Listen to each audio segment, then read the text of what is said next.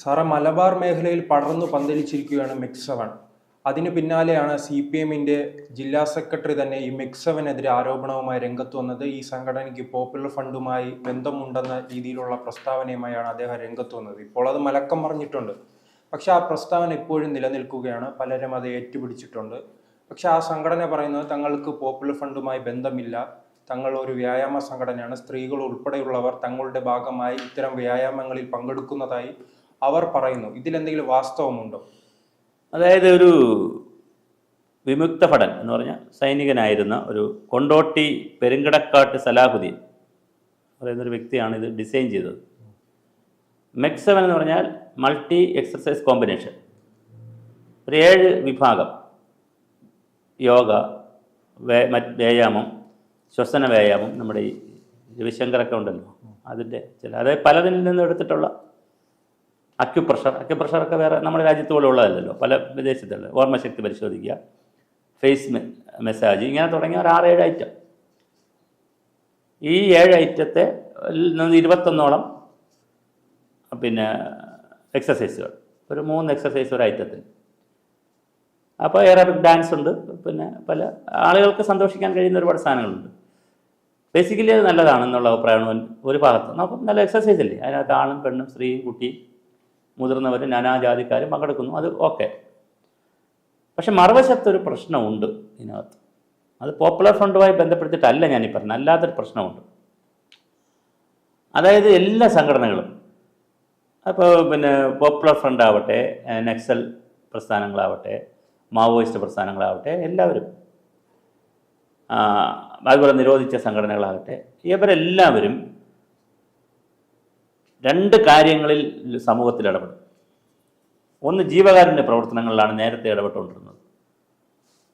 അപ്പോൾ മാവോയിസ്റ്റുകളൊക്കെ ഒരുപാട് കൊള്ളയൊക്കെ നടത്തുന്ന ആളുകളെയൊക്കെ ഉപദ്രവിക്കുമെങ്കിലും അവരുടെ ആ ഉള്ള പ്രദേശങ്ങളിലെ സാധാരണക്കാർക്ക് അവരെന്ത് കൊടുക്കും? പാവപ്പെട്ട ആളുകൾക്കും ആദിവാസികൾക്കൊക്കെ അതിൻ്റെ ഗുണഫലങ്ങൾ കിട്ടുന്നുണ്ട്. അതുപോലെ തന്നെയാണ് നക്സൽ സംവിധാനത്തിലൊക്കെ അങ്ങനെ ചെയ്തിരുന്നു. അവർ മറ്റുള്ളവരെ ഉപദ്രവിക്കുമെങ്കിലും ഈ സാധാരണ ആളുകൾക്കൊക്കെ സഹായിച്ചിരുന്നു. അതുകൊണ്ട് അവരുടെ ഇടയിൽ വലിയ അക്സെപ്റ്റൻസും ഉണ്ടായിരുന്നു ഇവർക്ക്.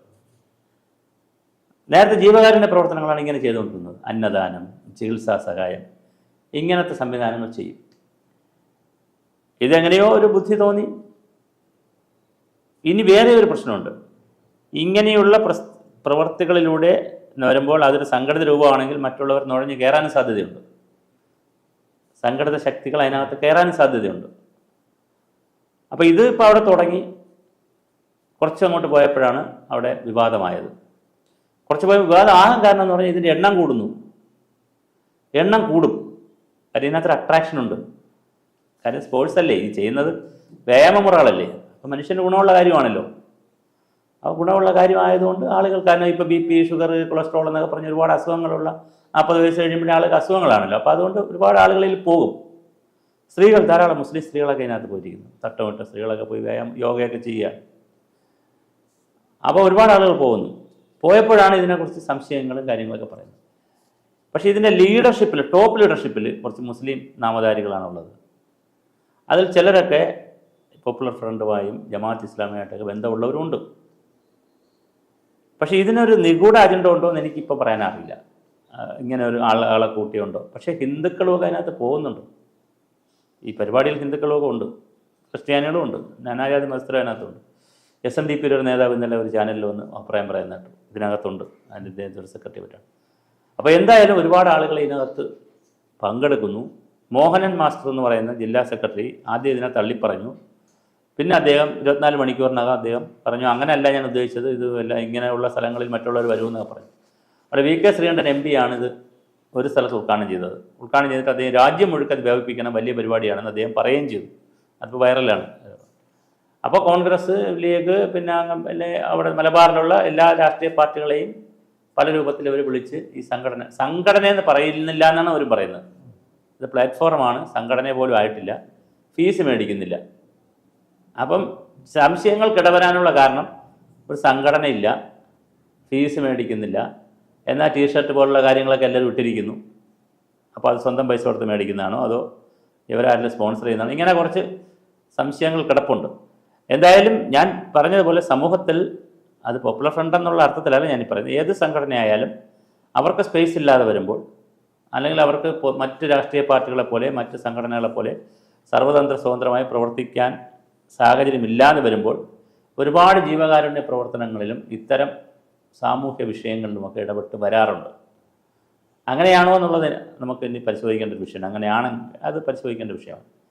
അല്ലെങ്കിൽ തീർച്ചയായിട്ടും ഇതൊരു എക്സർസൈസ് പരിപാടിയാണ്, അല്ലെങ്കിൽ ഒരു വ്യായാമ മുറയാണ്, ആളുകൾ ഗുണമുള്ളതാണെങ്കിൽ പിന്നെ അതിനെ ഉപദ്രവിക്കേണ്ട കാര്യമില്ല, അത് അതിൻ്റെ വഴിക്ക് പൊക്കോളും. പിന്നെ സംഘടിത രൂപം അല്ല എന്നവർ പറയുന്നു, ഇതൊരു ഏകോപിത സംഘടന. പക്ഷേ ഭാവിയിൽ എന്തുണ്ടാവാം? അതെല്ലാ സംഘടനകളും അങ്ങനെയാണ്. ആൾക്കൂട്ടമായി കഴിഞ്ഞാൽ പിന്നെ അവർക്ക് എന്ത് തോന്നും? സ്വാഭാവികമായിട്ട് നമുക്കൊരു സംഘടന ഉണ്ടാക്കണമെന്ന് തോന്നും, ഒരു സംഘടന രൂപം വേണമെന്ന് തോന്നും, അതിന് പണം പിരിക്കണമെന്ന് തോന്നും, പണം കളക്ട്, അത് വേറെ ഇൻസ്റ്റിറ്റ്യൂഷനലൈസ് ചെയ്യപ്പെടും. അതെല്ലാ ലോകത്തുള്ള സംഘടനകളും അങ്ങനെ ഇൻസ്റ്റിറ്റ്യൂഷനലൈസ് ചെയ്യപ്പെട്ടിട്ടുണ്ട്. അതുകൊണ്ട് അതിനകത്ത് അങ്ങനെ പറ്റില്ല എന്നൊന്നും പറയാൻ പറ്റില്ല ഭാവിയിൽ. പക്ഷേ ഇപ്പോൾ അവർ പറയുന്നത്, അതിൻ്റെ സംഘാടകർ പറയുന്നത് ഞാൻ ശ്രദ്ധിച്ചിരുന്നു, ഇതിനകത്ത് ഇങ്ങനെയുള്ളതല്ല ഇതെന്നാണ് അവർ പറയുന്നത്. പക്ഷേ ഈ സതുദ്ദേശപരമായൊരു കാര്യമാണ് ചെയ്യുന്നത്. പക്ഷെ അതിനകത്ത് മറ്റ് അജണ്ടകളുണ്ടോ, മറ്റ് ഏജൻസികളുടെ കൈകടത്തലുണ്ടോ? ഇപ്പം ഏതെങ്കിലും ഏതെങ്കിലും സംഘടനയിൽ പ്രവർത്തിക്കുന്നവർ ഇതിൽ വന്ന് എക്സർസൈസ് ചെയ്തത് കൊണ്ട് വേറെ കാര്യം അവരെ കുറ്റമൊന്നും പറയേണ്ട കാര്യമില്ല. ഒരു സംഘടന സ്വാതന്ത്ര്യം വേറെ, എക്സർസൈസ് വേറെ, രണ്ടും രണ്ടല്ലേ.